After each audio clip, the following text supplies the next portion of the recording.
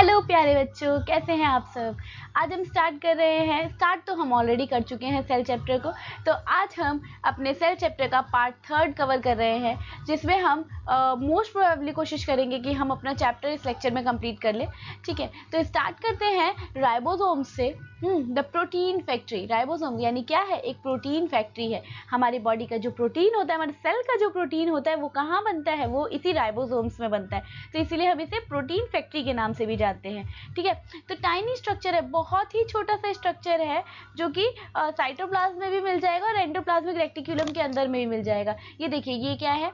ये आपका cell nucleus है। न्यूक्लियस के चारों तरफ ये क्या अरेंज हो रखा है? ये अरेंज है क्या? एंडोप्लाज्मिक रेटिकुलम, है ना। Endoplasmic reticulum. एंडोप्लाज्मिक रेटिकुलम क्या होता है? ये दो पार्ट में डिवाइड है। एक तो होता है सॉफ्ट वाला एंडोप्लाज्मिक रेटिकुलम और एक होता है रफ वाला। ठीक है, देखेंगे सॉफ्ट वाले को, तो सॉफ्ट वाले में आप ये देखिए, ये जो रफ वाले में डॉट्स दिख रहे हैं आपको इमेज में, सॉफ्ट वाले में इस तरीके के डॉट्स नहीं दिखेंगे। ठीक है, तो सॉफ्ट वाले जो एंडोप्लाज्मिक रेटिकुलम्स होते हैं, इसमें राइबोसोम्स नहीं पाए जाते हैं। लेकिन ये जो रफ वाले होते हैं, इसमें जो डॉट्स दिख रहे हैं, ये डॉट्स क्या है? ये राइबोसोम्स हैं, है ना। तो जो रफ एंडोप्लाज्मिक रेटिकुलम होता है, उसके अंदर ये राइबोसोम्स पाए जाते हैं। एंड इसके अंदर क्या होता है? इसी के अंदर प्रोटीन की सिंथेसिस होती है। तो देखिए, ribosomes are the sites of the protein synthesis. और ये किस में होता है? ये यूजुअली साइटोप्लाज्म में मिलेगा आपको। एंड ये आपको क्या मिलेगा? एंडोप्लाज्मिक रेटिकुलम से कनेक्टेड मिलेगा। ओके, तो चलिए पढ़ते हैं अब एंडोप्लाज्मिक रेटिकुलम के बारे में। इसको मैन्युफैक्चरिंग फैक्ट्री के नाम से भी जाना जाता है। ठीक है, एंडोप्लाज्मिक रेटिकुलम की बात करें तो ये दो पार्ट में बटा हुआ है। एक है rough endoplasmic reticulum, rough endoplasmic reticulum, और एक है स्मूथ एंडोप्लाज्मिक रेटिकुलम। बात करें रफ एंडोप्लाज्मिक रेटिकुलम की, तो रफ एंडोप्लाज्मिक रेटिकुलम में राइबोसोम्स पाए जाते हैं। राइबोसोम्स पाए जाते हैं। ठीक है, इसी वजह से और अगर हम इसको इलेक्ट्रोस्कोप में देखें, इलेक्ट्रो माइक्रोस्कोप में देखें, तो ये रफ दिखाई देता है। इसी वजह से इसे हम रफ एंडोप्लाज्मिक रेटिकुलम भी बोलते हैं। तो एंडोप्लाज्मिक रेटिकुलम जो है वो एक लार्ज ऑर्गेनल है, जो कि पूरे साइटोप्लाज्म में फैला रहता है। जैसे हमारा ये सेल है, सेल के अंदर न्यूक्लियस है, और ये पूरा पोर्शन जो है लिक्विड वाला, इसे हम क्या कहते हैं? साइटोप्लाज्म बोलते हैं। जो लिक्विड पोर्शन है पूरा, इसे हम साइटोप्लाज्म बोलते हैं। तो ये जो है एंडोप्लाज्मिक रेटिकुलम, वो कुछ इस तरीके से इसके चारों तरफ इसके एक साइड पे अरेंज रहता है। ठीक है, और इसी में कुछ पोर्शन जो होता है वो स्मूथ होता है और कुछ पोर्शन जो होता है वो रफ होता है। जो रफ एंडोप्लाज्मिक रेटिकुलम होता है, वो इस तरीके से, उसमें कांटेदार, जो समझ सकते हो, ये कांटेदार कुछ शेप्स बनी रहती है उसमें। वो एक्चुअल में कुछ नहीं, राइबोसोम्स होते हैं। ठीक है, तो यहाँ ये लिखा है कि एंडोप्लाज्मिक रेटिकुलम जो है, ये कंटिन्यूअस आउटर मेम्ब्रेन होती है। वही सेल वॉल है, सेल का जो मेम्ब्रेन है, उसी को कंटिन्यूअसली अगर हम आगे कंटिन्यू कर दे, तो वही क्या बन जाती है? एंडोप्लाज्मिक रेटिकुलम बन जाती है। इसका मेन काम क्या है? कि सिंथेसिस करता है किसकी? एक तो प्रोटीन की, फैट की, लिपिड्स की, एंड कुछ और हार्मोन्स की भी ये सिंथेसिस करता है सेल के लिए। ठीक है, तो ये स्ट्रक्चर की बात करें तो सबसे पहले हम बात करते हैं रफ एंडोप्लाज्मिक रेटिकुलम की। तो ये रफ होता है। क्यों रफ है? क्योंकि इलेक्ट्रॉन माइक्रोस्कोप से अगर हम इसे देखें, तो ये क्या होता है? ये रफ दिखाई देता है। क्यों रफ दिखाई देता है? क्योंकि इसमें राइबोसोम्स अटैच रहते हैं। क्योंकि इसके अंदर जो है वो राइबोसोम्स अटैच रहते हैं। राइबोसोम जो है, इसी का मेन काम है क्या? कि प्रोटीन को सिंथेसाइज करता है, यानी प्रोटीन बनाता है, एंड प्रोटीन को सिक्रिएट करता है। ठीक है, प्रोटीन को सिक्रेशन का काम भी इसी का है। स्मूथ एंडोप्लाज्मिक रेटिकुलम की बात करें तो it does not have ribosomes. इसमें राइबोसोम्स नहीं होते हैं, इसलिए ये स्मूथ है। इसका सरफेस पे राइबोसोम्स नहीं होते, इसलिए ये स्मूथ होते हैं, है ना। It also involve in the synthesis and the store of the fats and hormones. यहाँ क्या स्टोर किया जाता है? यहाँ पर फैट को स्टोर किया जाता है, हार्मोन्स को स्टोर किया जाता है, इवन उनकी सिंथेसिस भी की जाती है।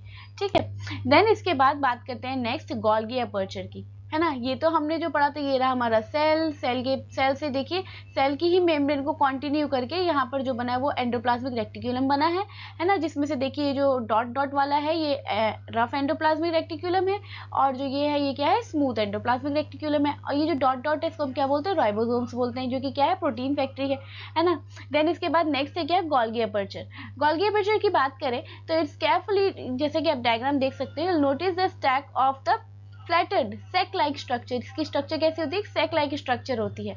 ठीक है, these stacks form a Golgi aperture functionally linked to the ER, है ना। इसका फंक्शन जो है वो सेम वैसा ही, उसी टाइप का होता है जैसा एंडोप्लाज्मिक रेटिकुलम का है ना। सेल मेम्ब्रेन और अदर सेल ऑर्गेनल्स इसमें भी होते हैं।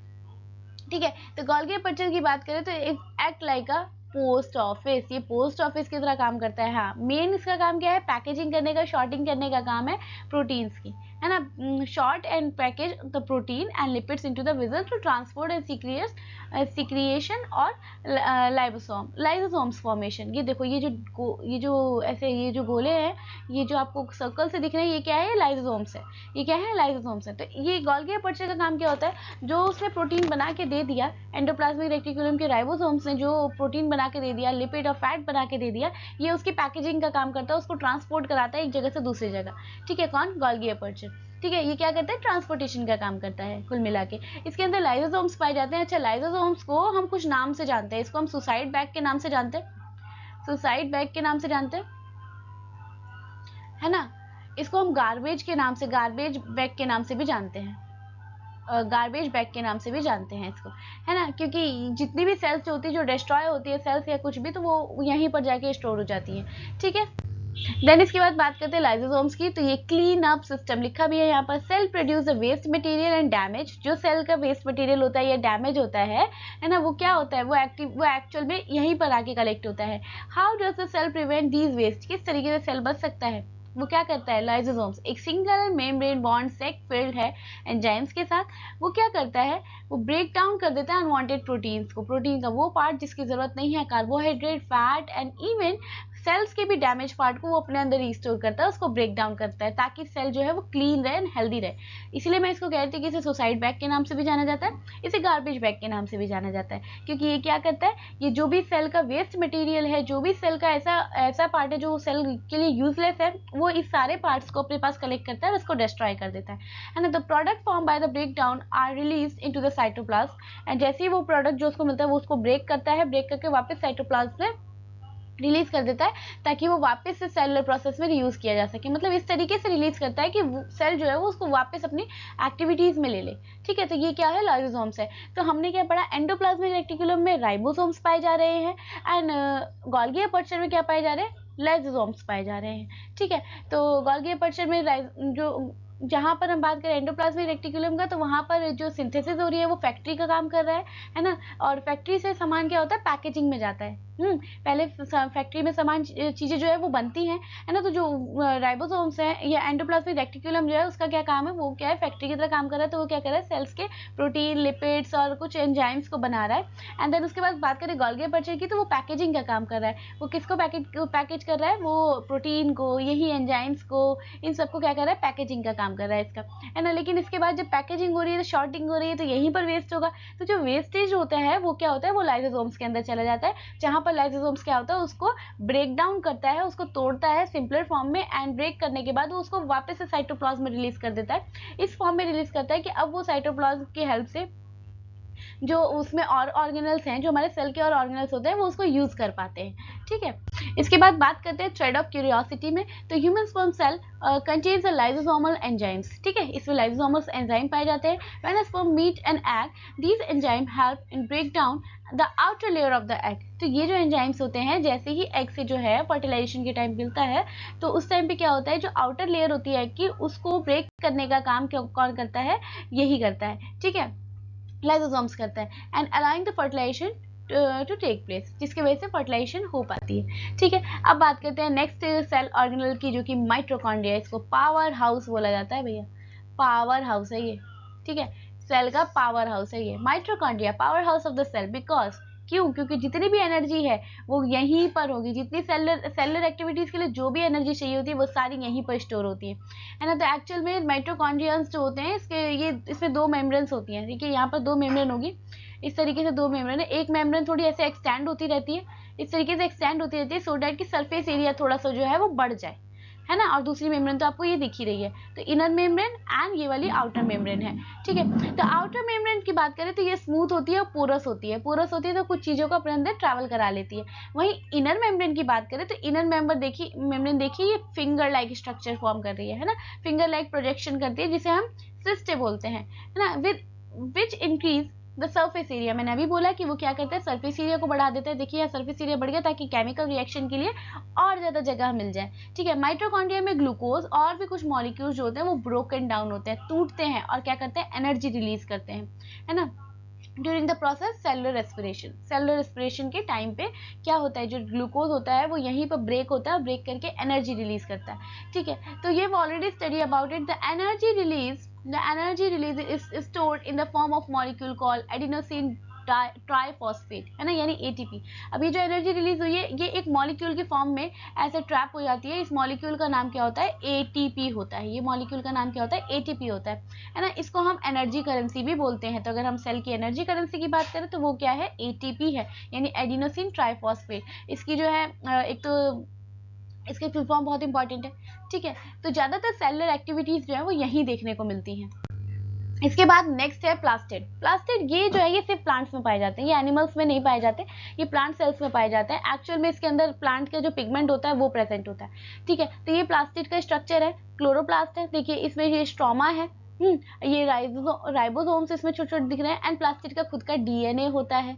माइटोकॉन्ड्रिया का भी खुद का डीएनए होता है। माइटोकॉन्ड्रिया जो है उसका खुद का डीएनए है। एक तो सेल का डीएनए होता है, इसके अलावा माइटोकॉन्ड्रिया जो है उसका खुद का डीएनए होता है, उसका खुद के क्रोमोसोम्स होते हैं, ठीक है। तो ऐसे यहाँ प्लास्टिड है, प्लास्टिड का खुद का डीएनए है ना। आउटर मेम्ब्रेन देखिए इसकी यहाँ पर है, और ये इनर मेम्ब्रेन दिखा रखी है, ठीक है।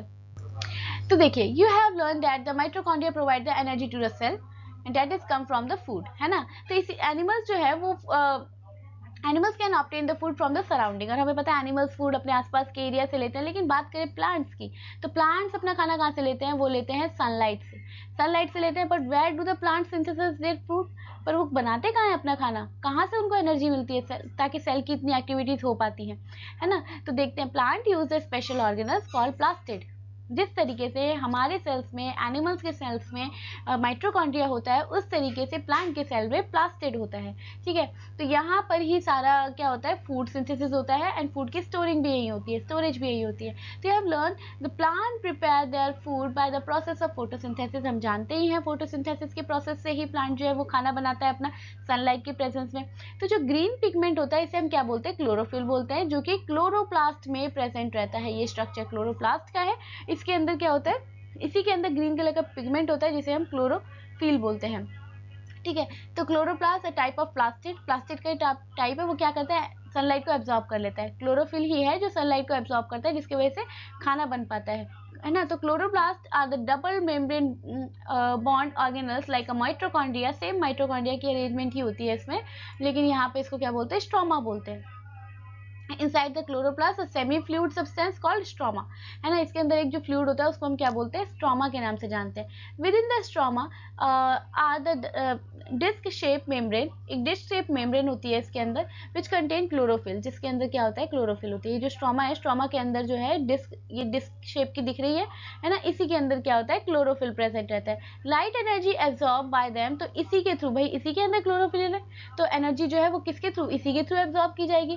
तो फोटोसिंथेसिस के टाइम एनर्जी यहीं से एब्जॉर्ब की जाती है ना। The sugar synthesized in this process store in stroma, और जो खाना बनता है, जो भी शुगर बनता है, जो खाना बनता है, वो इसी स्ट्रोमा में स्टोर कर दिया जाता है ना, along with the starch granules के साथ।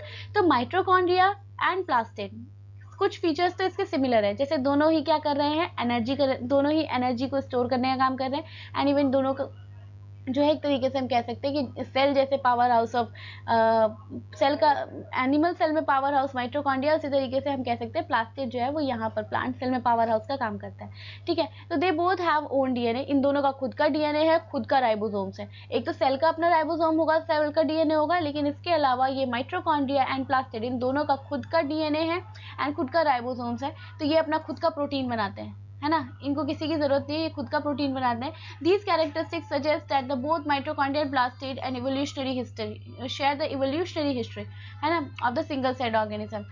Are there any plastid in the plant cell that contains any pigment other than the green? तो क्या ऐसा भी कुछ होता है, ग्रीन के अलावा भी कोई और पिगमेंट होता है क्या हमारे प्लांट में, ठीक है। तो अब उसको पढ़ते हैं। तो देखिए हमारे फ्लावर्स हैं, फ्रूट्स हैं, वो सब डिफरेंट डिफरेंट कलर्स के होते हैं, तो वो भी तो पिगमेंट ही है ना, पिगमेंट ही है, तभी तो वो कलर इतना डिफरेंट हो रहा है, ठीक है। तो देखते हैं, इन फ्लावर फ्लावर में क्या होता है, flower petal, fruit, plastid contain the pigment other than the chlorophyll, है ना। जो फ्लावर्स होते हैं या जो फ्रूट्स होते हैं उन सब में पिगमेंट रहता है जो कि क्लोरोफिल से अलग है ना। तो इस प्लास्टिड को हम क्रोमोप्लास्ट बोलते हैं, क्रोमोप्लास्ट बोलते हैं। क्रोमा मतलब क्या होता है, कलर होता है अगेन, है ना। तो ये पिगमेंट में भी येलो भी हो सकता है, ऑरेंज भी हो सकता है, रेड भी हो सकता है, डिपेंड क्या करता है कि सोर्स ऑफ ब्राइट कलर, है ना।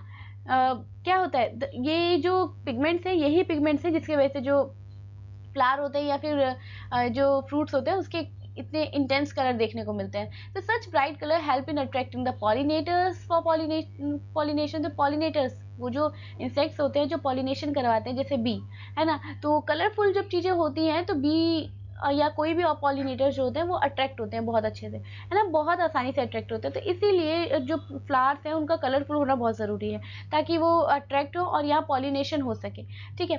तो fruit eating animals that help the seed dispersal, है ना, ताकि क्या होता है जो बीज होते हैं वो फैल सके जगह जगह और ज़्यादा प्लांट्स वहाँ से हो सके। तो some plastid lack pigment and others colourless. कुछ प्लास्टिक जो होता है उसमें पिगमेंट नहीं होता है इसलिए वो कलरलेस होता है, जैसे ल्यूकोप्लास्ट, है ना। ल्यूको का मतलब यहाँ पर व्हाइट होता है, तो ल्यूकोप्लास्ट एक ऐसा पिगमेंट है जिसपे कोई कलर ही नहीं है ना। लैक पिगमेंट है कुल मिला के, इसमें कोई कलर ही नहीं है, तो ये कलरलेस होता है। ल्यूकोप्लास्ट स्टोर फूड मटेरियल, ये क्या करता है, फूड मटेरियल को स्टोर करता है, जैसे स्टार्च, ऑयल, प्रोटीन, है ना। तो प्लांट्स के ये सारे पार्ट्स को ल्यूकोप्लास्ट स्टोर करता है। Classified based on the type of the food they store, for example leucoplast in potatoes and taro cells store starch, है ना। जैसे कि पोटैटो में देखिए ल्यूकोप्लास्ट जो होता है वो क्या करता है, स्टार्च को स्टोर करके रखता है, ठीक। इसके अलावा वैक्यूल्स की बात करते हैं। देखिए वैक्यूल्स की बात करें तो प्लांट सेल्स में काफी बड़े वैक्यूल्स पाए जाते हैं, मतलब अगर सेल इतना बड़ा है तो उसमें से इतना बड़ा तो वैक्यूल भी हो, इतना बड़ा भी वैक्यूल हो सकता है ना। तो प्लांट सेल्स में वैक्यूल्स पाए जाते हैं, ये काफी बड़े बड़े होते हैं, लेकिन एनिमल सेल्स में यूजुअली ये पाए नहीं जाते। अगर मिल भी गया तो गलती से बहुत ही छोटा मिलेगा, नहीं तो वैक्यूल्स जो होते हैं ये एनिमल सेल्स में यूजुअली देखने को मिलते ही नहीं है, मिलेंगे तो बहुत छोटे मिलेंगे, लेकिन प्लांट सेल्स में काफी बड़े बड़े वैक्यूल्स होते हैं ये, है ना। तो एक्चुअल में चलिए देखते हैं ये organelles for storage and support. एक ऐसा ऑर्गेनल जो स्टोरेज के लिए हेल्प करता है, जो सपोर्ट करता है प्लांट की सेल को, कि ताकि जो सेल है वो किसी भी तरीके से शेप चेंज ना करे। वैसे तो सेल वॉल का भी यही काम है, पर प्लास्टिड भी यही काम करता है। प्लास्टिड एक क्लोरोप्लास्ट सच एज क्लोरोप्लास्ट, है ना, help plants to produce the food and temporarily store it. ये क्या करता है, हेल्प करता है प्लांट को कि वो फूड को क्या करे, टेम्परली स्टोर करे। Other plastid such as leucoplast, leucoplast फिर से हमने पढ़ा क्या, व्हाइट कलर का सब्सटेंस, है ना। तो हेल्प इन स्टोरिंग फूड, इसका क्या काम है, खाने को स्टोर करता है। But where the water, mineral and waste material are store, जिस तरीके से हमारा लाइसोसोम है सेल में, एनिमल सेल में लाइसोसोम्स है जो वेस्ट मटेरियल को अपने अंदर स्टोर करता है, उसी तरीके से यहाँ पर वैक्यूल्स है वो क्या करते हैं, वेस्ट मटेरियल को, प्लांट का जो वेस्ट होता है उसको अपने अंदर रखना, एब्जॉर्ब करके रखना, वाटर को एब्जॉर्ब करके रखना, मिनरल्स को एब्जॉर्ब करके रखने का काम इन्हीं का है। तो why do plants look wilted when they do not get enough water, है ना। क्यों प्लांट जो है वो ऐसे विल्टेड दिखता है जब उसको ज्यादा पानी नहीं मिलता है। In a mature plant cell there are usually the one large central vacuole, एक मैच्योर प्लांट में एक बहुत बड़ा वैक्यूल होता है ना, surrounded by the single selectively permeable membrane, जिसकी चारों तरफ एक मेम्ब्रेन होती है। वैक्यूल जो है ये वाटरी फ्लूइड से भरा रहता है जिसे हम सेल सैप बोलते हैं। ये वैक्यूल जो है, ये जो वैक्यूल है ये water, mineral, sugar and waste material को स्टोर करता है। तो ये जो है बहुत बड़े अमाउंट में वाटर को स्टोर करके रखता है। इवन अगर प्लांट को काफी टाइम तक पानी ना मिले तो उस वैक्यूल के पानी को यूज करके प्लांट रह सकता है। तो which keeps the plant cell firm and when a plant does not get enough water, लिखा भी है यहाँ पर, जैसे ही प्लांट, जब भी प्लांट को अगर पानी ना मिले तो वैक्यूल जो होते हैं वो क्या करते हैं, वो पानी, वाटर लूज करते हैं, जिसकी वजह से सेल जो है वो कुछ टाइम तक अच्छे से चल पाते हैं। एनिमल से बात करें तो ये प्रेजेंट कभी कभी देखा जाता है कि एनिमल सेल में कभी मिल गया तो, नहीं तो नहीं मिलता। They are not as large, और ये प्लांट्स की तरह बड़े बड़े भी नहीं होते हैं, ठीक है। तो और ये टेम्परली कभी मिनरल्स को स्टोर कर देंगे, होंगे थोड़ा बहुत तो कर लेंगे मिनरल को स्टोर, नहीं तो कोई मतलब ये होते ही नहीं है यूजुअली। देन फिर आते हैं पॉज एंड पॉन्डर पे। Do white flower contain any pigment, क्या व्हाइट फ्लावर में कोई पिगमेंट होता है। अभी हमने पढ़ा था ना व्हाइट कलर के पिगमेंट को क्या बोलते हैं, ल्यूकोप्लास्ट बोलते हैं। तो इसका रीजन दीजिए, है ना। Draw a well labelled schematic diagram of the plant and the animal cells, आप बना सकते हैं, जिसमें एक न्यूक्लियस होना चाहिए, है ना, न्यूक्लियस होना चाहिए जिस, और इसके बाद से एंडोप्लाज्मिक रेटिकुलम का नेटवर्क बनाइए, इसमें एनवेलप बनाइए न्यूक्लियस का, एंड इसके बाद माइटोकॉन्ड्रिया एंड क्लोरोप्लास्ट बनाइए, ठीक है। तो रॉड शेप का, तो ये आपको एक स्ट्रक्चर बनाना है प्लांट सेल एनिमल सेल का, एक स्ट्रक्चर बना के आपको दिखाना है, ठीक है। तो ये दोनों ही क्वेश्चन समझ में आ गए होंगे, आप आसानी से कर सकते हैं इसको। पढ़ते हैं थ्रेड ऑफ क्यूरियोसिटी को। तो थ्रेड ऑफ क्यूरियोसिटी में क्या कहा गया है कि 2010 में एक साइंटिस्ट थे जे क्लैड वेंटर, इन्होंने अपनी टीम के साथ एक इंपॉर्टेंट डिस्कवरी करी थी। इन्होंने सिंथेटिक बायोलॉजी का यूज किया था, मतलब एक बायोलॉजी का वो पार्ट जो लैब में बनाया जा रहा है ना, तो इसको क्या सिंथेटिक बायोलॉजी बोला गया। इन्होंने पहली बार कंप्लीट डीएनए के ऊपर पढ़ाई करी थी। इन्होंने क्या बोला कि first study the complete DNA sequence of the simple bacterium called mycoplasma, है ना। माइकोप्लाज्म नाम का एक बैक्टीरिया होता है, सिंपल बैक्टीरियम कॉल्ड माइकोप्लाज्म, यानी पहली बार इन्होंने कंप्लीट डीएनए की स्टडी करी थी, है ना, सिंपल बैक्टीरियम की, जिसे माइकोप्लाज्म बोला गया।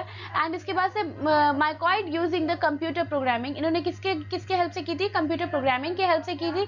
Then they are chemically synthesize an exact copy of this DNA, और फिर उसके बाद उन्होंने क्या किया, फिर केमिकली उन्होंने एग्जैक्ट कॉपी बनाई डीएनए की। मतलब पहले तो उन्होंने स्टडी करी डीएनए के बारे में, एक सिंपल बैक्टीरियम की डीएनए की स्टडी करी, ठीक है। तो इन्होंने एक्चुअल में क्या किया, इन्होंने एक सिंपल बैक्टीरियम लिया, सिंपल बैक्टीरियम की कंप्लीट डीएनए की स्टडी करी पहले, एंड देन इसके बाद इन्होंने खुद का एक डीएनए बनाया, है ना, एक डीएनए एग्जैक्ट कॉपी बना दी उस डीएनए की।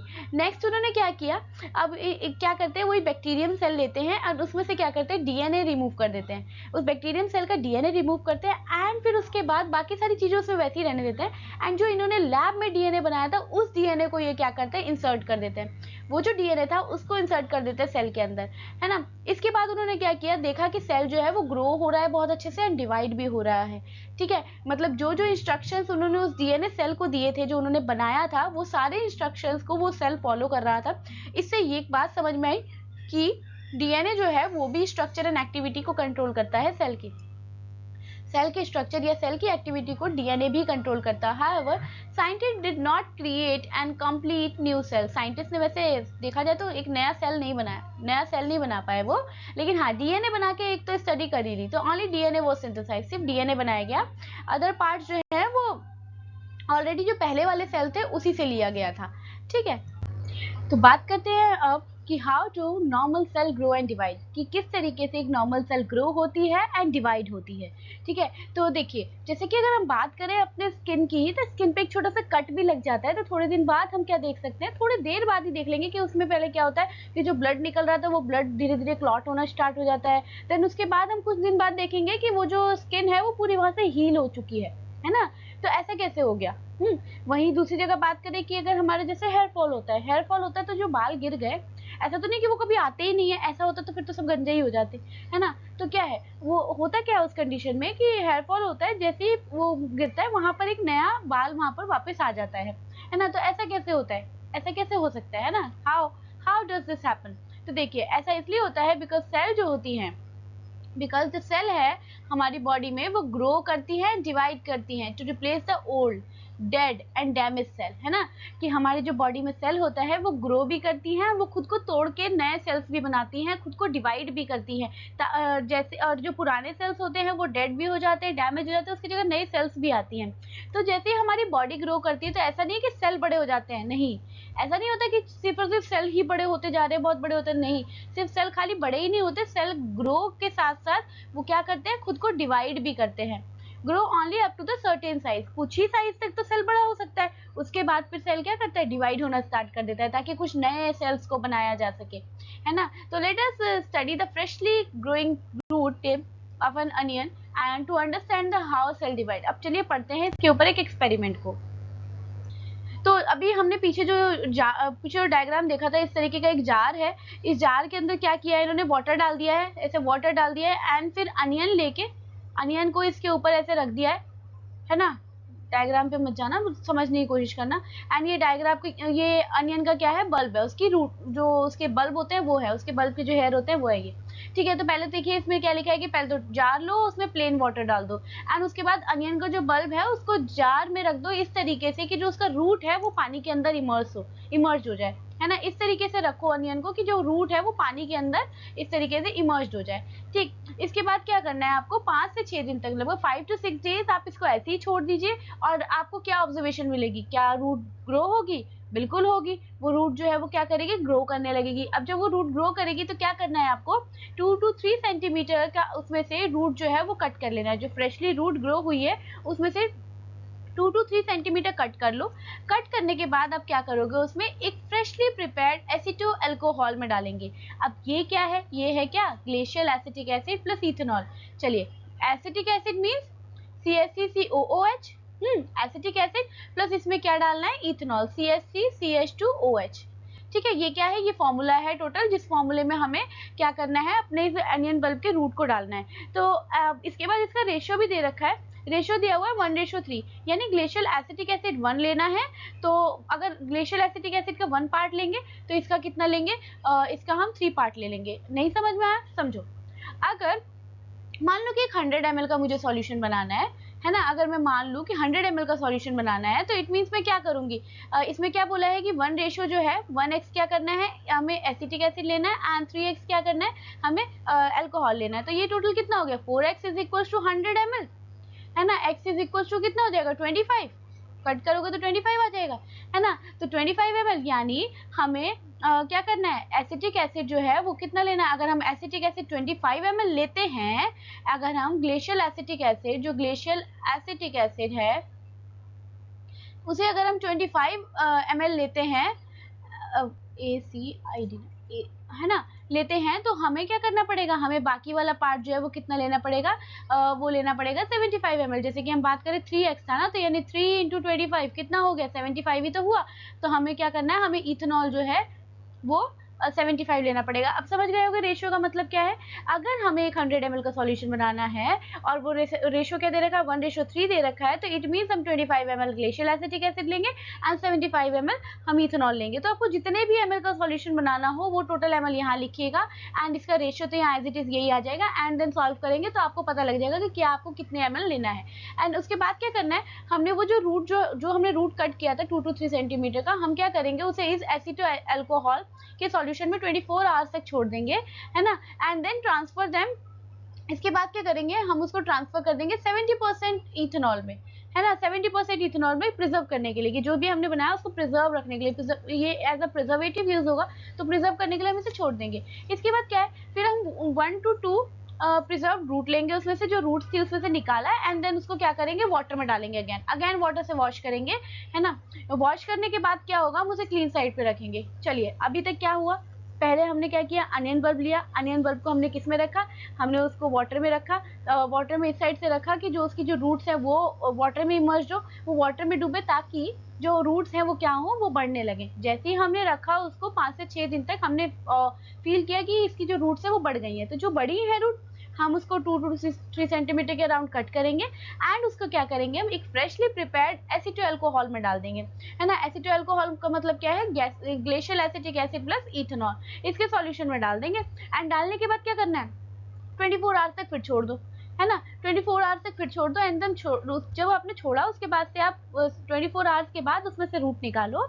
निकालने के बाद क्या करो, उसको वॉश करो अच्छे से, एंड वॉश करने के बाद हम क्या करेंगे, उसको, उस रूट को हम क्या करने वाले हैं, हमने क्या करना है इसके बाद, हम जो वो रूट था, रूट को निकालने के बाद हमें सिंपल फिर से क्या करना था, 70% अल्कोहल के सॉल्यूशन में डालना था।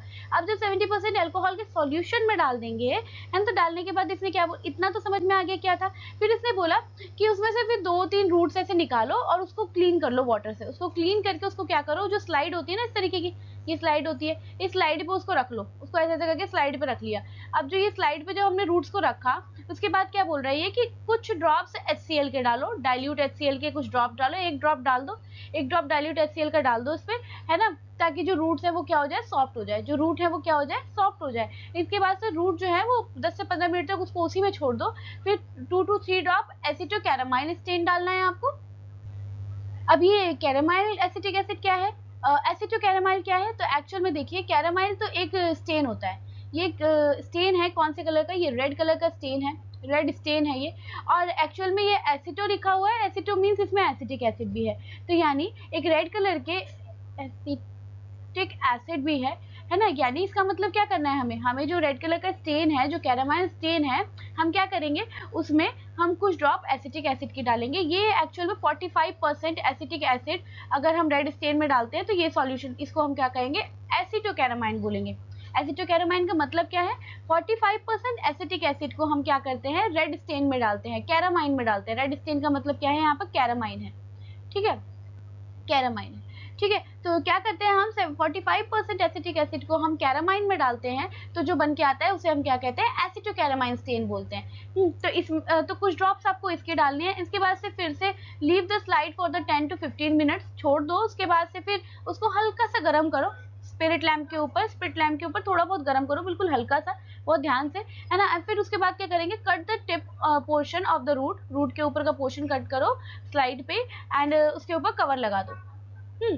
जो cut the tip portion of the root on the slide पे कट करो, एंड देन उसके बाद कवर लगा दो। फिर क्या करेंगे हम, जेंटली स्क्वीज द कवर, ऐसे थंब से ऐसे स्प्रेड करेंगे, कवर को स्क्वीज करेंगे, है ना, ताकि जो सेल है वो पूरा अच्छे से स्प्रेड हो जाए। फिर उसके बाद से हमें बताना है कि एक्चुअल में माइक्रोस्कोप में हम देखेंगे तो हमें क्या मिलेगा, है ना। तो माइक्रोस्कोप में आपको ऑब्जर्व करके देखना है। तो अब हमें यही देखना है कि हमें ऑब्जर्वेशन एक्चुअल में क्या मिली।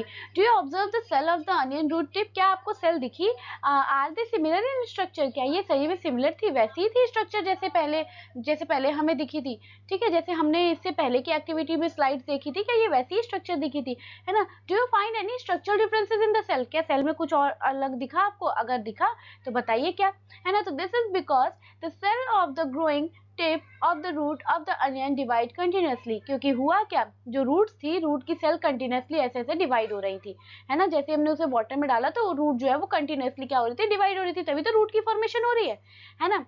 तो ये कंटिन्यूसली डिवाइड हो रही थी, इस प्रोसेस को क्या बोलते हैं, सेल डिवीजन बोलते हैं। यही प्रोसेस है जिसे हम क्या बोलते हैं, सेल डिवीजन बोलते हैं। Show various stages of the cell division, है ना। Therefore these cell exhibit the different structure corresponding to the different stage of the division. तो इसीलिए ये जो सेल है, ये सेल डिफरेंट स्ट्रक्चर्स शो कर रहा है ना, डिफरेंट स्ट्रक्चर्स को शो कर रहा है। इसके अलावा ये भी दिखा रहा है कि डिवीजन जो होता है, सेल का जो डिवीजन होता है, उसके सारे स्टेजेस को हम इस एक्सपेरिमेंट के थ्रू देख पाए थे। तो can you identify which stage come first during the cell division, तो क्या आप आइडेंटिफाई कर पाएंगे कि कौन सा स्टेज पहले आया था सेल डिवीजन के टाइम पे। तो देखिए, ये था, यही एक तरीके का अनियन बल्ब था, और जब हमने देखा इसको तो ये इस तरीके की फॉर्मेशन दिख रही थी। कुछ रूट्स जो है वो इस अरेंजमेंट में दिखे, कुछ रूट्स जो थी वो ऐसी अरेंजमेंट में दिखी, कुछ सेल्स देखिए इस तरीके की अरेंजमेंट हुई, फिर ऐसे अरेंज हुआ। तो मतलब ये क्या है, डिफरेंट अरेंजमेंट दिख रही है कि किस तरीके से रूट्स जो है, रूट्स डिवाइड हुए, रूट्स के जो सेल्स हैं वो डिवाइड होने स्टार्ट हुए। तो वो सारे जितने भी पॉसिबल जो स्ट्रक्चर है जो फॉलो किया होगा एक सेल ने खुद को डिवाइड करके एक नए सेल की फॉर्मेशन में, वो सारे सेल्स की फॉर्मेशन यहाँ पर इस स्ट्रक्चर, इस डायग्राम में दिखाई दे रही है, ठीक है। तो every day as estimated 100 of billion of cells in our body are replace. तो हर दिन हमारी बॉडी में लगभग हजारों सेल्स जो होती हैं वो क्या होती हैं, 100 से हजारों सेल्स क्या होती हैं, वो रिप्लेस्ड होती हैं। तो जो कि कितना होता है, almost 1% of the total number of cell in our body, मतलब जो कि कितना होता है, लगभग हमारे पूरी बॉडी का 1% सेल जो होता है। तो हर दिन हमारी बॉडी का 1% सेल के अराउंड जो होता है वो रिप्लेस्ड होता है ना। तो चाहे वो प्रोकैरियोटिक सेल्स हो चाहे यूकैरियोटिक सेल्स हो, वो डिवाइड होती हैं, है ना। Both prokaryotic and eukaryotic cells divide, दोनों डिवाइड होती है, but eukaryotic cells divide in more controlled, है ना। लेकिन ये जो डिवाइड होती है ये बहुत कंट्रोल में डिवाइड होती हैं, मतलब ऐसा नहीं है कि बिल्कुल स्टार्ट हुआ है डिवाइड होना तो होता ही चला जा रहा है। अगर ऐसी कंडीशन आई कि सेल्स डिवाइड होने स्टार्ट हुए और वो कंटिन्यूसली डिवाइड हो रहे, तो उस कंडीशन में यहाँ पर एक डिसीज फॉर्म होगी जिसे हम कैंसर और ट्यूमर के नाम से जानते हैं, है ना। तो यहाँ पर यूजुअली होता क्या है कि यूकैरियोटिक सेल्स जो होती है वो कंट्रोल्ड और ऑर्डर वे में ही सेल को डिवाइड करती हैं, एक सेल साइकिल को फॉलो करते हुए, ठीक। तो cell division is the process by which the new cell are form from pre existing cell. पिछले जो पुराना जो सेल रहा होगा उस सेल से एक नए सेल की फॉर्मेशन करना, इसी को क्या बोलते हैं, सेल डिवीजन बोलते हैं, ठीक है। It allows the living organism to grow, repair, damage tissue and reproduce, है ना। यही है जिसकी वजह से एक नया ऑर्गेनिज्म ग्रो करता है, खुद को रिपेयर कर पाता है, अगर कोई डैमेज हुआ है टिश्यू तो नया टिश्यू बन पाएगा, एंड इवन रिप्रोड्यूस भी सेल डिवीजन की वजह से ही हो पाता है। तो some cells such as a skin cell divide continuously to replace cells, है ना। तो जैसे कि बात करें कुछ सेल जैसे कि स्किन सेल कंटिन्यूसली रिप्लेस करता है, कंटिन्यूसली डिवाइड होता है और नए नए सेल्स लेके आता है ना। नए नए सेल्स लेके आता है। There are of the two major type of cell division, एक है माइटोसिस, दूसरा है मियोसिस। तो इस तरीके से हम देखें तो दो तरीके के सेल डिवीजन है, एक तो है माइटोसिस और दूसरा क्या है, मियोसिस।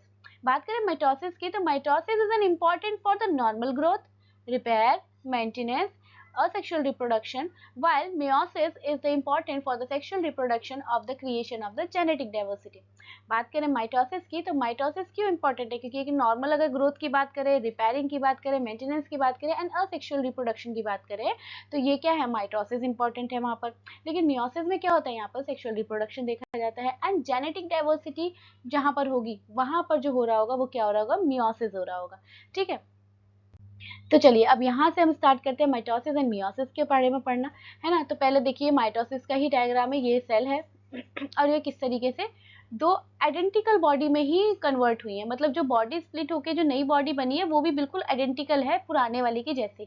तो every human being life as a single fertilized egg, this one cell divide rapidly to form a trillions of the cell, है ना। यही एक सेल होता है, एक सेल से स्टार्ट होता है जीवन, और वही एक सेल जो है वो लगभग रिपीटेडली मतलब ट्रिलियंस ऑफ सेल्स में कन्वर्ट हो जाता है, रिपीटेड क्या होके अपने आप को ब्रेक कर करके, and the cell increase in the number through mitosis.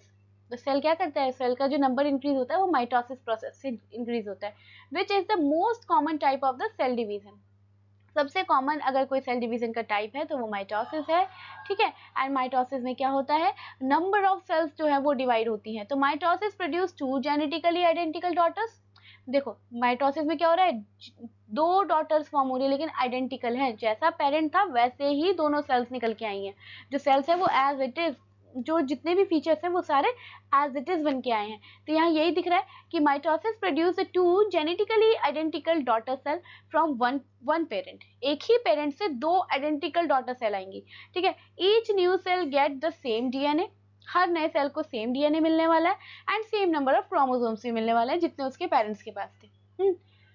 यानी इसका डीएनए भी सेम होगा, इसके क्रोमोसोम्स भी सेम होंगे जैसा पेरेंट के पास था। This ensure that the genetic information is largely maintain across the body cell.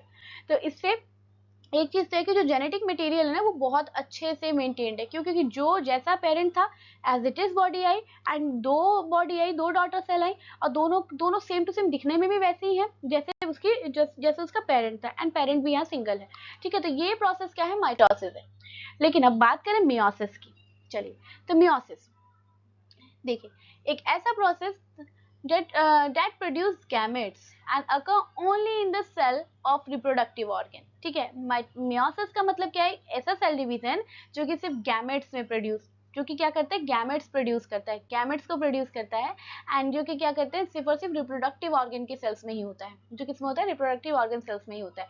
Gametes produce for asexual reproduction create a variation and diversity, है ना। तो सेक्सुअल रिप्रोडक्शन के टाइम पे जो गैमेट्स प्रोड्यूस होता है वो क्या करता है, वेरिएशन लेके आता है एंड डाइवर्सिटी दिखाता है लिविंग ऑर्गेनिज्म में। यानी यहाँ पर जो डॉटर होने वाले हैं, जो भी डॉटर सेल होगी वो आइडेंटिकल नहीं होगी, वो एज इट इज जैसे हूबहू कॉपी होती है वैसी नहीं होगी, है ना। पेरेंट्स के फीचर्स होंगे बट कुछ उसका अपना भी होगा। जैसे ह्यूमन की बात करें कि हम अपने पेरेंट्स जैसे आइडेंटिकल नहीं होते, जैसे उनका फेस है एज इट इज हमारा फेस नहीं होता, डिफरेंस होता है ना। तो हमें उनके जीन्स ट्रांसफर होते हैं, तो उनके कुछ चीजें हमें इनहेरिटेंटली मिल जाते हैं, लेकिन हमारा फेस एज इट इज होना, है ना, हमारा पूरा बॉडी एज इट इज होना, डेट इज नॉट पॉसिबल। तो यहाँ देखिए, therefore children resemble their parents but are not exactly the same। यानी चिल्ड्रन जो है वो अपने पेरेंट को रिसेंबल करेंगे बट सेम टू सेम नहीं होंगे। ठीक है, इन एनिमल, बात करें एनिमल में, including human, meiosis occur only in the cell of testes of the male to produce the sperm and ovaries of the female to produce the egg। यानी अगर हम बात करें एनिमल्स में या ह्यूमन में, तो मायोसिस कब होता है, मायोसिस होता है सिर्फ और सिर्फ मेल के टेस्टिस वाले सेल में यानी स्पर्म में, एंड और किस में होता है, ओवरीज ऑफ द फीमेल की ओवरीज में, ताकि एग प्रोड्यूस हो सके। तो ये टाइम जो होता है, इस टाइम पे मियोसिस होता है। In the plant meiosis occur in the anther. Plant की बात करें तो प्लांट में मियोसिस कहाँ हो रहा है, एंथर में हो रहा है, यानी मेल पार्ट में हो रहा है, to form a pollen rays, है ना, later produce the sperm cell, and ovaries में हो रहा है यानी फीमेल पार्ट में हो रहा है, to produce the egg cell again, है ना। जो जो हमने ह्यूमन में देखा वही एज इट इज हम प्लांट्स में भी देख रहे हैं, है ना। In meiosis the parent cell divide twice। Meiosis में बात करें तो पेरेंट सेल जो है वो 2 पार्ट में डिवाइड होती है, one after another to form a 4 daughter cells, है ना। क्या होते हैं यहाँ पर, एक के बाद एक 2 पार्ट में डिवाइड होती है, जो कि आगे जाके 4 डॉटर सेल्स बनाती हैं। ड्यूरिंग दिस फर्स्ट डिवीजन, जो कि पहला डिवीजन जब होता है, इसमें सेल जो है वो 2 डॉटर सेल में डिवाइड हुई। देखिए पहला जो डिवीजन था उसमें सेल 2 डॉटर सेल में डिवाइड हुई है ना। एंड उसके बाद the number of chromosomes in each daughter cell reduce by half. जो नंबर ऑफ क्रोमोसोम्स थे वो आधे आधे हो गए, आधा इसमें चला गया, आधा इसमें चला गया, इसका भी आधा इसमें चला गया, आधा इसमें चला गया। तो क्या हुआ, क्रोमोसोम्स जो होते हैं वो क्या हो गए, आधे हो गए। And the second division is similar to the mitosis where the each daughter cell divided into the two and thus the formation of forming the 4 daughter cells with the half number of chromosomes। यही बात है कि देखिए जो दो था, 2 cell जो थे उसने क्या किया, देखो पहले ये जो था ये डिवाइड हुआ तो ये आधा आधा क्रोमोसोम्स यहाँ गया, अब जो ये डिवाइड हुआ तो इसके भी आधे आधे क्रोमोसोम्स अलग अलग बट गए, है ना।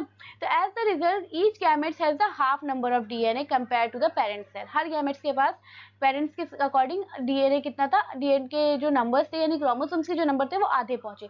तो during fertilization when gametes from the two individual combine original chromosome number is restored। लेकिन जब गैमेट्स क्या होता है, जब फर्टिलाइजेशन के टाइम पे जो गैमेट, जब भी 2 गैमेट्स फ्यूज होते हैं तो उसके बाद नंबर ऑफ क्रोमोसोम्स जो होते हैं वो रिस्टोर हो जाते हैं। यानी जितने रिस्टोर, कितने क्रोमोसोम्स, 23 पेयर्स की जरूरत होती है ना, यानी 46 total.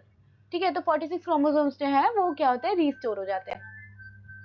Pause and ponder instead of many small once why does the cell not have a single giant mitochondrion, है ना। बहुत छोटे छोटे माइटोकॉन्ड्रिया होते हैं, इसकी जगह क्यों नहीं एक बड़ा सा माइटोकॉन्ड्रियंस हो जाता है यहाँ पर। How does this relate to the concept of the surface area, कैसे ये सरफेस एरिया को के कॉन्सेप्ट को रिलेट कर रहा है। ठीक है, तो इस क्वेश्चन को कीजिएगा, नहीं आता है तो फिर हम इसके लिए नेक्स्ट वीडियो करेंगे, कवर करेंगे इसको, है ना। इसके बाद नेक्स्ट है कि if the skin cell start dividing meiosis instead of mitosis, अगर माइटोसिस की जगह अगर मेयोसिस से अगर डिवीजन हो जाए स्किन सेल पे तो क्या होगा। तो what do you think when will happen to a cut on the skin, तो स्किन पे जो कट होता है उस पे क्या फर्क पड़ना चाहिए, है ना। अगर क्योंकि हमारी जो स्किन पे होता है वो माइटोसिस होता है, जिसकी वजह से आइडेंटिकल सेल्स आती हैं, जैसी सेल्स पहले थी वैसी आती है, लेकिन क्या होगा अगर उसकी जगह मेयोसिस होने लगे। ठीक है, इसके बाद the process of mitosis and meiosis occur in a proper and a controlled manner। What happen if the meiosis and mitosis does not do मतलब properly ना हो तो क्या होगा, है ना। तो देखिए अगर कोई एरर होता है इस प्रोसेस में तो इसकी वजह से बहुत खतरनाक प्रॉब्लम्स हो सकती है। एरर इन माइटोसिस मतलब अनकंट्रोल्ड डिवीजन, सेल का अनकंट्रोल डिवीजन हो जाना, है ना। एंड सेल का जब अनकंट्रोल डिवीजन होगा तो इसकी वजह से ट्यूमर, मैंने बात की थी अभी कि कैंसर एंड ट्यूमर की फॉर्मेशन सेल के अनकंट्रोल डिवीजन की वजह से ही होती है। तो यही लिखा है कि इसकी वजह से क्या होगा, फॉर्मेशन ऑफ ट्यूमर होगा, abnormal number of chromosomes in the body, है ना। बॉडी में क्रोमोसोम्स के नंबर्स एबनॉर्मल होंगे, ट्यूमर की फॉर्मेशन होगी, कैंसर डिसऑर्डर सारे इसी से होते हैं। इवन जेनेटिक डिसऑर्डर, मेयोसिस में बात करें, अगर मेयोसिस हो रहा है तो मेयोसिस जेनेटिकली बहुत इम्पैक्ट डालता है, तो यहाँ क्या होगा, जेनेटिक डिसऑर्डर देखने को मिलेगा, है ना, which may be associated with developmental problem and distinctive physical features, है ना। Faulty meiosis may also cause early pregnancy loss and the reduced fertility। तो meiosis से ये वाली प्रॉब्लम भी देखने को मिलती है। ठीक है, इसके बाद cell theory and the unifying principle of biology. ठीक है, यहाँ तक हमने सेल्स पढ़ लिए, सेल के सारे ऑर्गेनल्स पढ़ लिए, उसके वर्क पढ़ लिए, देन इसके बाद माइटोसिस एंड मियोसिस वाला डिवीजन पढ़ लिया। अब हम आते हैं फाइनली सेल थियरी पे। चलिए, तो अब चैप्टर ज़्यादा बड़ा नहीं बचा है ये, तो बात करते हैं सेल थ्योरी की। An important observation about the living cells that all the organism is made up of cells. In 1838 a German botanist, एक जर्मन बोटेनिस्ट, क्या नाम है, मैथियास सेलिंगटन, अगर मैं गलत ना प्रोनाउंस कर रही हूँ तो, है ना, reported that all the plant are made up of cell, जितने भी प्लांट्स हैं वो किससे बने हैं, सेल से बने हैं, इन 1839। फिर बात करते हैं in 1839 a German zoologist Theodor Schwann found that all the animal are also made up of the cell, जो एनिमल्स है वो भी सेल में बने। अच्छा, पहले जो साइंटिस्ट है बोटनिस्ट, उन्होंने कहा कि जितने भी ऑर्गेनिज्म है सेल से बने हुए हैं। नहीं, पहले तो हमने ये थ्योरी पढ़ी कि सेल से बने हुए हैं, तो उसमें एक आते हैं जर्मन बोटनिस्ट हैं, तो उन्होंने बोला कि सारे प्लांट सेल से मिलके बने हुए हैं। फिर उसके बाद से जूलॉजिस्ट आते हैं, तो जूलॉजिस्ट बोलते हैं नहीं जी, सारे एनिमल सेल से मिलके बने हुए हैं। लेटर एक और जर्मन साइंटिस्ट आते हैं जिसका नाम है रोडोल्फ बचाओ, वो क्या कहते हैं, वो इसी थ्योरी को एक्सपेंड करते हैं और बोलते हैं कि starting the new cell are formed only from the pre existing cell, कि जो नई सेल बनेगी वो जब ही बनेगी जब पुरानी कोई सेल होगी, मतलब पुरानी सेल से ही नई सेल बनने वाली है। And together their work led to the formation of cell theory, and इन्हीं तीनों के कामों को मिला के हम सेल थ्योरी आज पढ़ रहे हैं। ठीक है, तो देखिए पहला बोटेनिस्ट आया तो बोला प्लांट सेल्स से बना है, फिर जूलॉजिस्ट आए तो जूलॉजिस्ट बोले कि नहीं एनिमल सेल से बने, फिर ये आए तो इन्होंने सबको कंबाइन कर दिया एंड फाइनली एक सेल थ्योरी निकल के आ गई। ठीक, according to this classical cell theory all living organism is made up of the one or more cell। ठीक है, जितने भी लिविंग ऑर्गेनिज्म है वो एक से ज्यादा सेल से मिलके बने होते हैं। The cell is a basic unit of structure and function in the living beings, है ना, जो सेल जो होते हैं वो सबसे basic structure and function unit है ना, इससे छोटा कुछ भी नहीं है फंक्शन यूनिट, इससे छोटा फंक्शन यूनिट हमारी बॉडी में नहीं है। Cell are arrive from pre existing cell, पुराने सेल से ही नया सेल बन के आता है। This unified all biology from the bacteria to the human and explain the life continuity through the cell division, है ना, ये क्या है, ये पूरी बायोलॉजी को यूनिफाई करता है, ये बताता है कि बैक्टीरिया, ह्यूमन या फिर पूरी लाइफ में कुछ भी सब सेल डिवीजन के ऊपर ही है, मतलब सेल डिवीजन से ही सारी चीजें होंगी। तो जो cells grow and reproduce for ever, क्या सेल ग्रो और रिप्रोड्यूस करती है हमेशा? तो सेल नहीं, डिस्ट्रॉय भी होती हैं, सिर्फ ग्रो ही नहीं करती, सिर्फ रिप्रोड्यूस ही नहीं करती, वो डिस्ट्रॉय भी होती हैं। तो cell grow and divide in a controlled way, controlled way होता है, राइट प्लेस पे हो, कैरी आउट देयर फंक्शन, अपना काम करता है, इवेंचुअली डाई, मरता भी है ना, जरूरी नहीं वो अमर नहीं है, ठीक है, वो मरेगा, सेल की भी डेथ होती है। Even dead cell are replace by the new one cell, even dead cell जो होती है उससे उसको रिप्लेस करके नई सेल आ जाती है उसकी जगह पे। हर सेल का एक डेफिनेट लाइफ स्पेन है, मतलब उस सबका टाइम पीरियड है, सारे सेल्स का टाइम पीरियड है। अगर सेल जो है, if cell do not die when they should और if they die too early, क्या होगा अगर सेल मरे ही ना, और या फिर क्या होगा अगर सेल जरूरत टाइम से पहले मर जाए, तो दोनों ही कंडीशन में बॉडी में प्रॉब्लम क्रिएट होगी, दोनों ही कंडीशन में बॉडी में प्रॉब्लम क्रिएट होने वाली है। तो in many animal cell division usually stop when the cell come in contact with the neighbour cell, है ना, तो जब भी किसी भी एनिमल में सेल डिवीजन जो होता है वो रुक जाता है जब भी एक सेल दूसरे सेल के कांटेक्ट, किसी आस पड़ोस के सेल के कंट्रोल में आता है, कांटेक्ट में आता है। This process is called contact inhibition, इस प्रोसेस को कांटेक्ट इनहिबिशन कहा जाता है ना। However cancer cell lose this control, वही क्या करती है, कैंसर सेल जो होती है वो इस कंट्रोल को खो देती है एंड वो अनकंट्रोलेबली बढ़ना स्टार्ट कर देती है, डिवीजन स्टार्ट कर देती है, जिसकी वजह से ट्यूमर की फॉर्मेशन होती है ना। प्लांट सेल जो है वो अलग तरीके से ग्रो होते हैं। तो ये ट्यूमर के फॉर्मेशन वालों को समझ में आ गया, जरूरत से ज्यादा सेल्स का एक साथ इकट्ठा हो जाना, है ना, इसी को हम ट्यूमर या फिर कैंसर का नाम देते हैं। तो ठीक है, तो प्लांट सेल्स की बात करें तो वो अलग तरीके से बढ़ते हैं, क्योंकि इसमें रिगिड सेल्स होती हैं, सेल वॉल रिगिड्स हैं। तो plant cell do not show the contact inhibition and follow the different pattern of growth. जो प्लांट सेल्स की बात करूँ तो वो ऐसा नहीं है, वो कॉन्टैक्ट इनहिबिशन नहीं शो करती है, उनका पैटर्न अलग है, उनका ग्रो करने का जो पैटर्न है वो बिल्कुल डिफरेंट है। Even through the cell are extremely tiny they perform a remarkable function. हम तो जानते ही हैं, जैसे कि हम जानते हैं कि सेल क्या है, बहुत छोटा है, बहुत छोटा है, फिर भी उसका जो काम है वो बिल्कुल वो छोटा नहीं है, वो बहुत ही रिमार्केबल है। ठीक है, वो एनर्जी प्रोड्यूस करता है, सिंथेसाइज करता है, क्रिएट करता है सब्सटेंस को, इवन डिवाइड भी होता है ताकि नए सेल्स बन सकें, और उसके साथ साथ सारे साथ में मिलकर काम भी करते हैं ताकि जो बॉडी में फंक्शन हो वो प्रॉपरली हो। Every living being from the tiny bacterium, जितने भी लिविंग बीइंग है, एक छोटे से बैक्टीरिया से लेकर एक जाइंट ट्रीज तक, है ना, सब सेल से बने हैं। तो and you are one of the product of these tiny hard working cell, है ना, कि आप भी इसका ही एक प्रोडक्ट है, इस छोटे छोटे से सेल्स का ही।